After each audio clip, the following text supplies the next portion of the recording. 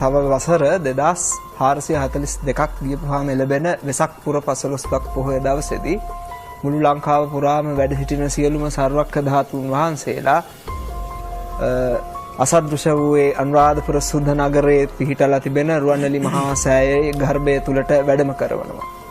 වැඩම කරපුවාම එතෙක් දැල්වෙමින් පැවති පහන් නිවිල යනවා, සුවඳ මල් පර වෙලා යනවා, සුවඳ දුම් වෙනසිලා යනවා. ඒ අවස්ථාවේ සියලුම සර්වක්‍ර ධාතුන් වහන්සේලා අහසට පැන නැගලා එක නූලක වුණු මුතුයට පේලියක් වගේ නාගදීප රාජායතන චෛත්‍ය ස්ථානයට වැඩම කරවනවා.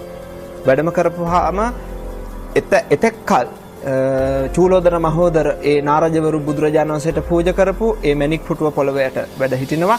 ඒ මණික් පුටුව අහසට පැන නැගුණාම මේ මණික් පුටුව මත සියලු සර්වක්‍ර ධාතුන් වහන්සේලා තැන්පත් වෙනවා.